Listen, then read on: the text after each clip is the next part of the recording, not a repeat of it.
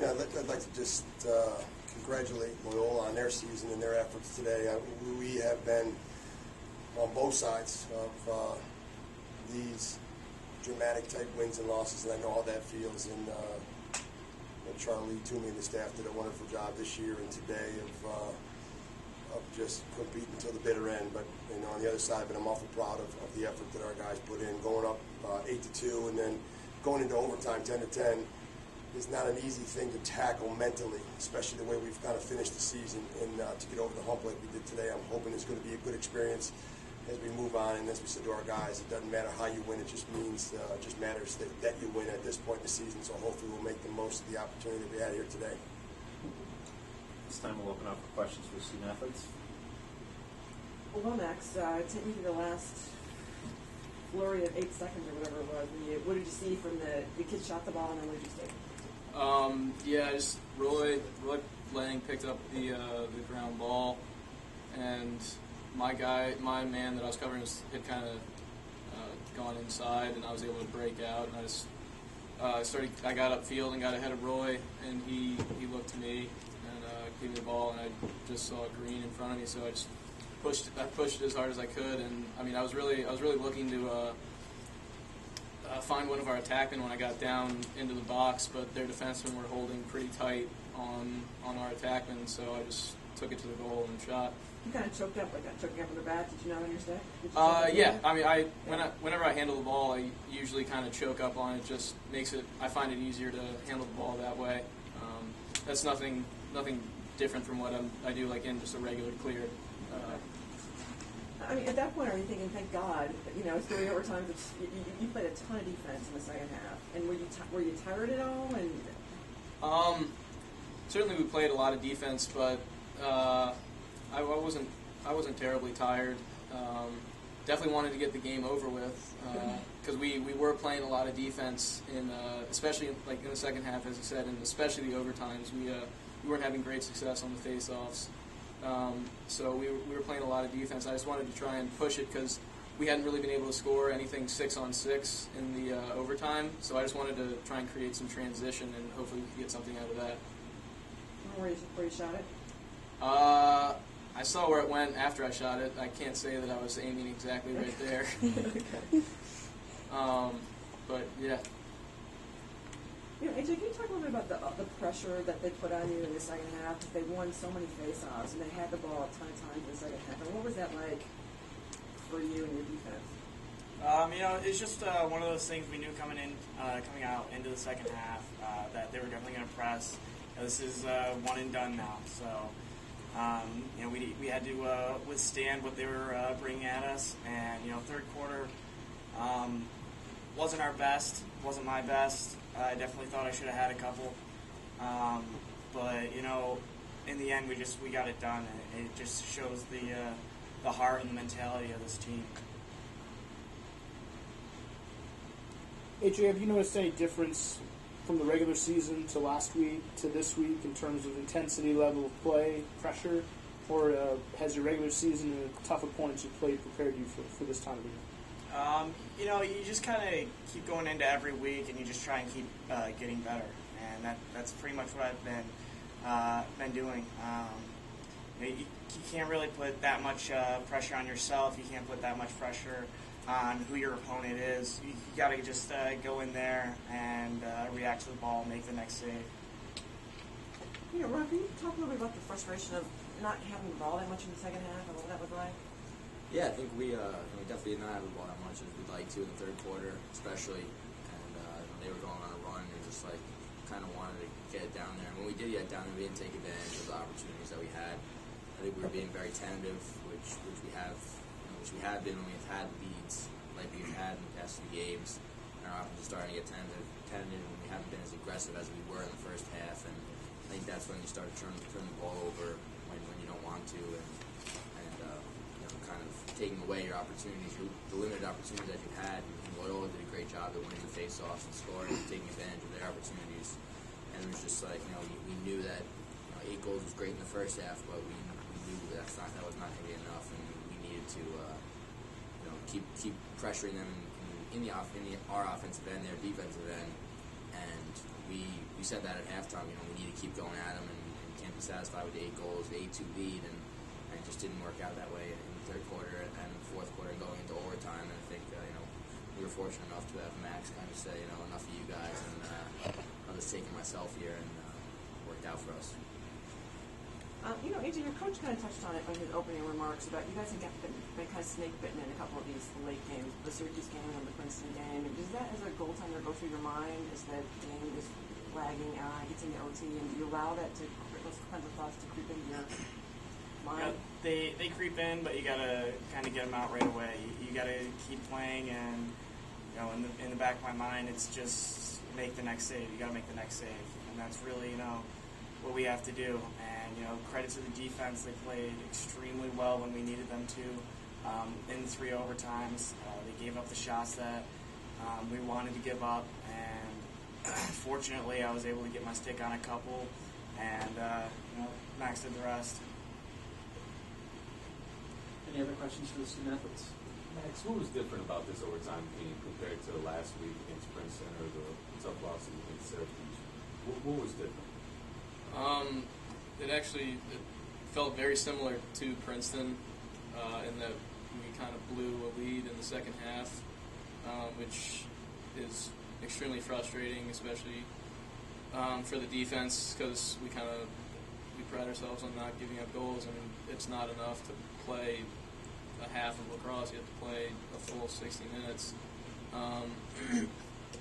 But I mean, I guess going 3 overtimes, like, the tension is really just building, and I felt like we had the ball a little bit more in the overtime game against Princeton versus today. We played a lot of defense in the overtimes, and AJ came up with some huge saves throughout.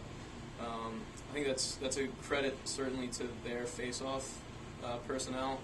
They managed to win. I think it was 2 of the 3 face-offs, or all 3. I'm not really sure. So that automatically gave them a possession right there, and they were pretty good at holding on to the ball and keeping the ball out of our offense's hands. And how's it feel to be on this side of the dramatic game? It's great. Can't really describe it. It's awesome. We had another one similar to this earlier this season against Army, and it's incredible, the feeling after you win an overtime game, just because everything's on the line. Like, we can't give up a goal. We know that. Like, if we, especially now, like, if we had lost this game, if we had given up a goal, our season's done. And we certainly don't want to end our season. We want to keep going all the way to Baltimore. Anything else for the student athletes? Thanks, guys. Jeff, compared to your entire body of work this season, how good was that first half? You know, I think that was probably a culmination of the efforts that our guys have put in, and I think it just showed the maturity of this team from our first day out on the field back in February till today. So I thought it was, it was a solid, I would say, at both ends of the field, a solid performance by our guys. But I think you can just attribute a lot of it to just a lot of possession time. The face-off guys did a great job, limited defensive time. I thought our guys just made the most of the time that we had at that end of the field. How concerned are you getting, Jeff, that you had 3 straight games where you had these big statistical advantages in the first half, but in the second half, the other teams have kind of come back and... Yeah, it is a concern. I wouldn't say overly concerned. I think the bottom line is, and we'll talk to our guys about this, is at the end of the day, at this point in the year, as long as we win, it doesn't matter how we win. If you score more goals in the first half or second half, first quarter or fourth quarter, it doesn't matter. As long as you can put more on the board than they can, I think we'll be satisfied and relieved that we can move on. But there is a sentiment coming out of halftime. I'm not sure what it is, that when something goes wrong, it started to snowball a little bit. I thought our guys did a better job this game than they did against Princeton. I don't think it was so much that our guys got tight or tentative. I thought we did in the offensive end. Defensively, we all scored 2 goals in the third quarter that were just unfortunate. One we trail check and the ball goes on the short side of AJ, and it was a tough goal. The other one, it bounces off a good stick inside and it goes in the goal. So it just seemed like things weren't going our way. But I think when you go through something like this, we've gone through it with Army and we win, we go through it with Syracuse, we lose, we go through it with Princeton, we win, we go through it with Princeton, we lose, now Loyola.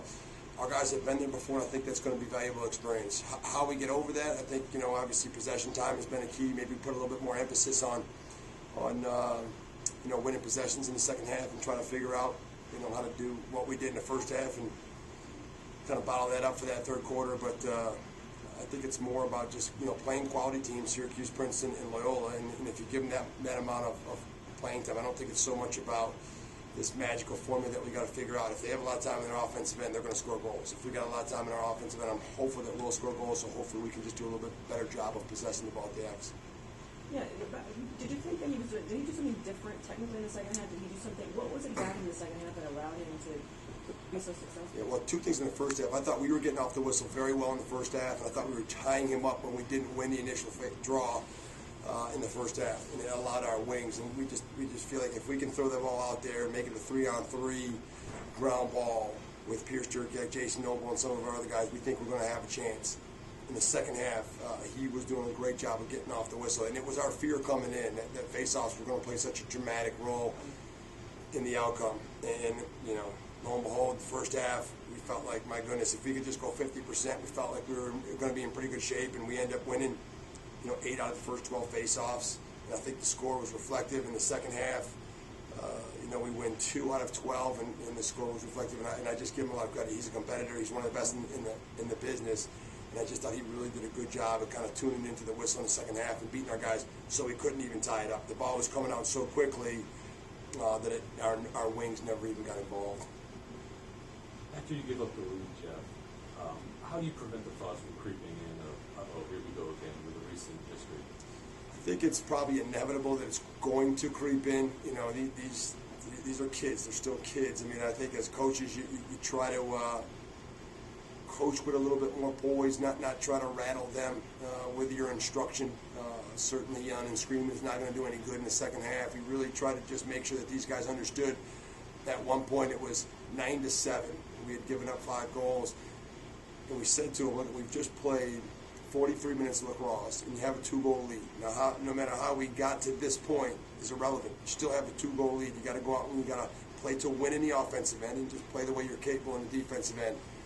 We just tried to instruct them and caution them on playing not to lose, because I think that would have certainly kept us away from winning this game. If you start to play not to lose, you're not going to ever make a play in the offensive end. You're going to end up giving up a goal in the defensive end. And so we really tried to just stay the course there. And, I'd love to say that we kind of predicted or drove through those 3 overtime periods and knew what was going to happen. But I think in a game like this, when 2 teams are so closely contested, a little luck creeps in there, and you're just fortunate to move away from it. Do you forget sometimes that A.J. Fleury is just a freshman? We're playing a lot of them with A.J. and Mike Bronzino and Jason Noble and Ross Gillum and Stephen Mock. Those 5 guys competing and playing quite a bit for us and making a lot of plays for us. I mean, Stephen scoring 3 goals, A.J. making 13 or 15 saves, and then Jason and Michael playing the role that they did. I mean, Michael Bronzino covering Colin Finnerty. We just felt like after the regular season was over, we talked to those guys and just said, look, everybody in the country's played the same amount of lacrosse that you have this year. So it's time to kind of play like, just a member of the Cornell lacrosse team, not a freshman, sophomore, junior, or senior. Utilize the experience that you gained and move on. So, AJ's performance in particular, was impressive. I thought he played well in the first half. I don't think he played all that well in the second half, and he'll admit that. But for a freshman to make the saves that he did, he makes 3 saves in overtime, was extremely impressive. For any goalie, let alone a freshman goalie, it's the position that you just don't want that ball to slip by, because it seems like it's on you at that point in terms of the reason that either you win or you lose. You touched on this a little bit, but Stephen Mock, his play of late, is this what you expected out of him, or is it kind of a bonus? It's probably a bonus, to be honest with you. I mean, I think earlier in the year we felt like he was going to be developing into a role guy for us this year, maybe a part-time player, some extra man, but maybe coming off the bench as a 5th attackman.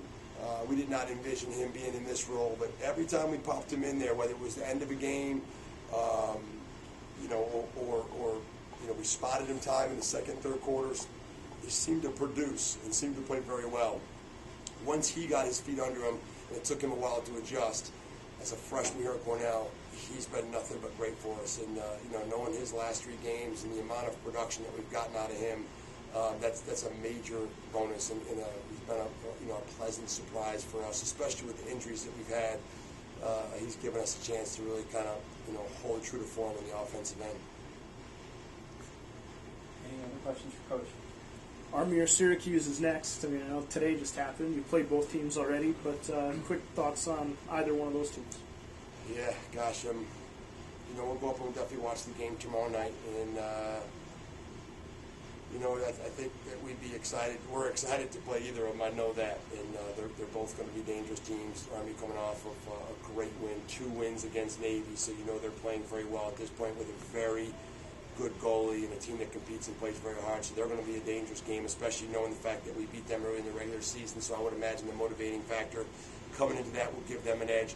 And then Syracuse, there's probably no better team to play and compete against than Syracuse in this format, and because of who they are and what they bring to the table. And it's you're going to get their best, and you're going to get a team that's as good as anyone at this time of the year. But the other side of it is if you have a chance to move on to the Final Four and you can beat any team in the country, that would be a great one to kind of put that signature in to move on, just because of the respect that we have for that program and that team and their kids and everything that they've done. So I think at this point we'll just try to relax and enjoy this one for at least a couple minutes and then start thinking about our opponent. But I know we'll be excited to play both. That's no disrespect to those teams. They're going to be great, but just for the chance to even compete in the quarterfinals of this with this group is remarkable.